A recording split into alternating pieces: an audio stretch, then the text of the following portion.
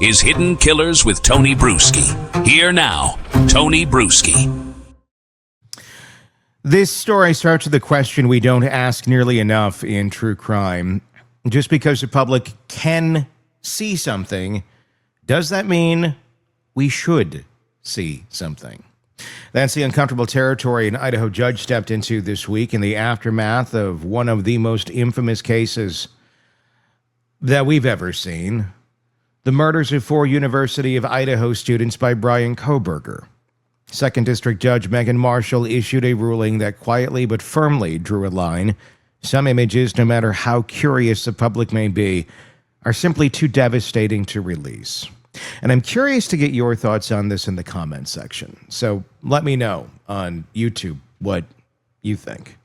Should we have a right to see these photos, these last images of these poor souls in their worst possible moment?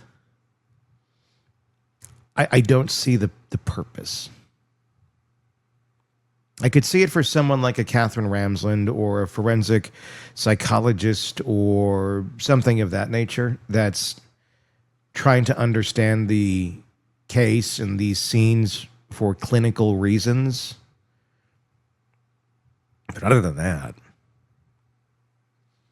gawking because you have a YouTube channel or a podcast, no. I don't see why anyone should get access to scenes like this. But that's my thoughts. I am curious to hear yours and certainly open to other opinions and why. The decision came not with headlines or outrage, but with a kind of weary gravity. Marshall barred the release of certain crime scene photos taken in the aftermath of the 2022 killings, images that showed the bodies of the victims and the blood that surrounded them. She called them incredibly disturbing. She acknowledged the family's pleas to preserve what little privacy they had left. And she did something not many courts are willing to do anymore. She put dignity above curiosity. Bryan Kohberger, of course, is no longer awaiting trial. That chapter closed in July of 2025 when he was sentenced to life without parole after pleading guilty. No appeal, no chance of release. The court process had come to its legal end. And that's precisely when the public records request began to flood in, because once an investigation is closed in Idaho, the documents tied to it become subject to release under the state's Public Records Act. Reports, interviews, surveillance footage, police videos, and crime scene photos can be requested. The legal mechanism here is it's routine, but what's not routine is the emotional carnage those images carry with them. And in this case, what was at stake wasn't just information, it was the boundary between public interest and private grief. Moscow police had already started releasing some materials, carefully redacted videos, blurred images, documents with names removed, but then came the request for the full set of crime scene photos, unedited, uncensored, photos that showed Kaylee Goncalves, Madison Mogen, Xana Kernodle, and Ethan Chapin in their final moments. Photos that documented the brutal aftermath in graphic, clinical detail. 2 families, those of Madison and Ethan, stepped in. They filed requests with the court asking that those photos remain sealed. Their argument was simple: nothing of value is gained by sharing these images. But a great deal is lost. Grief, dignity, closure, the mental health of siblings and parents trying to put their lives back together. Judge Marshall agreed. In her ruling, she wrote, "There is little to be gained by the public in seeing the descendants' bodies in blood-soaked sheets, blood spatter, or other death scene depictions. But it has and will continue to have profound effects upon the descendants' loved ones." It's a powerful statement, not just legally, but culturally. Because in the era of Reddit threads, TikTok theories, and YouTube clickbait, images don't exist in isolation anymore. They get ripped from their context, overlaid with music, turned into thumbnails, reshaped endlessly. Once released, they can't be pulled back. They live forever. Not in the newsrooms or court archives, but in comment sections, shock sites, and algorithm-fed feeds. And this raises the bigger question. What is the public's right to know? It's not a rhetorical question. It's a constitutional one. The First Amendment protects access to government proceedings. Transparency is fundamental to a free society, although obviously that's being questioned at this moment in time.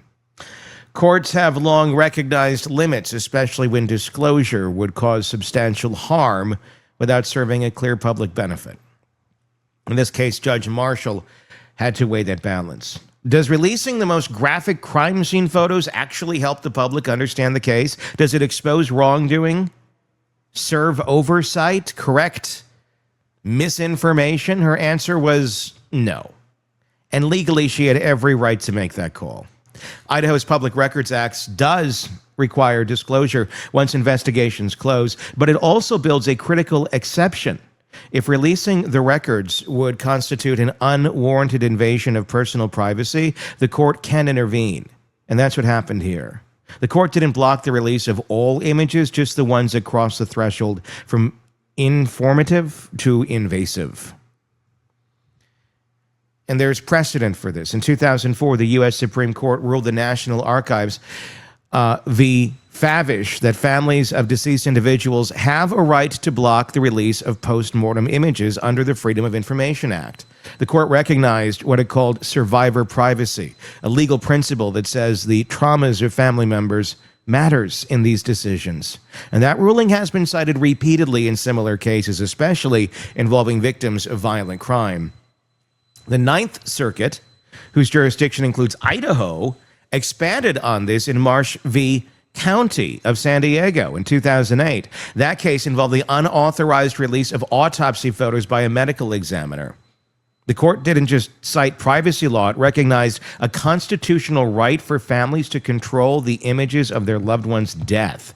That right, the courts ruled, survives the person. It belongs to those left behind. So that ruling didn't come out of nowhere. It sits on firm legal ground. But more than that, it reflects a shift in how courts are beginning to respond to the explosion of digital media and true crime culture. Not every record belongs on the internet. Not every truth requires a photo to be understood. Because let's be honest, when people ask to see these images, what are they really hoping to learn? The facts of the Kohberger case are not in dispute. The evidence was overwhelming. DNA, cell phone records, security camera footage, a white Hyundai Elantra spotted fleeing the scene, a knife sheath left behind with Kohberger's DNA on the snap. He was arrested in December of 22, indicted in May of 23, and sentenced in July of 25, after entering a guilty plea to avoid the death penalty. 4 lives lost, 1 man convicted, the house demolished in December of 23. The case has been dissected in court filings, law enforcement briefings, and hundreds of hours of expert analysis. There's nothing the public could learn from a photo of Kaylee's body that isn't already known through documented, legitimate reporting. So when people say they want to see the truth, what they often mean is they want to feel it, gawk at it, to own it. And that's not journalism, that's exploitation. It's worth pointing out here, the judge didn't deny the existence of public interest in government transparency. In fact, she reinforced it, allowing many records to be released with redactions. That includes videos of officers and witnesses at the scene, documents tracing the investigative process, even surveillance footage. Those are tools of accountability. They show what police did, how they responded, how the crime was discovered and handled. With the graphic photos, they don't advance that goal. The trial is over. The investigation is closed. There's no misconduct allegation tied to the redacted images. No claim that the police failed to document the scene. No suggestion that the cover-up occurred. In short, there's no reason to need those specific photos unless you're looking for shock, spectacle, or worse. That's why the legal pros of release kind of crumble under scrutiny. At least in my opinion. Again, you're entitled to yours. The families, however, face real measurable harm. They live with the knowledge that their children's final moments could be posted online, dissected in comments threads, viewed by strangers thousands of times. The internet has a long memory and a short attention span. What gets posted today can haunt families for decades. Every job interview, every holiday, every search result. For survivors, that fear isn't that someone will forget, it's that they'll never be allowed to. We've seen this play out in other cases. After the helicopter crash that killed Kobe Bryant, first responders shared graphic crash site photos on their personal devices, and they circulated. They leaked. And Vanessa Bryant, Kobe's widow, sued. The court awarded her $28.85 million. Why? Because the trauma of having to worry about those photos, who had them, who might release them, was real. It was constant, and it was unnecessary. Florida passed a law after the Dale Earnhardt crash, sealing his autopsy photos. California passed another law after the Bryant case, criminalizing unauthorized image sharing by public employees at crime scenes. These aren't outliers. They're a reckoning with the modern reality that digital images don't die when a case ends. In the true crime world, we say we care about the victims, that we tell these stories to honor them. But when we start demanding access to their deaths uncensored, on demand, it becomes clear who we're really centering. And it's not them. The line Judge Marshall drew matters not just in Idaho, but across the board. It's a recognition that transparency is not about total visibility. It's about accountability. And those two things are not always the same. This case is closed. The man who committed these murders is serving life behind bars. The police have released detailed reports, timelines, videos. Investigators have answered questions. The press has done its job. The public has been informed. There is no unfinished business left in a photograph of a crime scene, only pain. And that pain has a face. It looks like a mother trying to explain to her youngest why strangers on YouTube keep posting pictures of their sister. It looks like a father wondering if the next Google alert will contain something too awful to show his wife. It looks like a family just trying to grieve without the internet dragging them back into a nightmare. We can honor the public's right to know without forgetting the private right to mourn. We can demand transparency without indulging in trauma. And in the end, we don't need to see the worst thing to do the right thing. Give me your thoughts in the comments section. And wherever you are listening or watching, press subscribe, please. We cover tons of cases here. And we'd love for you to join us as we discuss and break them down every single day. Until next time, my name is Tony Brueski. We'll talk again real soon. Want more on this case and others? Then press subscribe now and don't miss a moment of true crime coverage from Tony Brueski and the Hidden Killers podcast.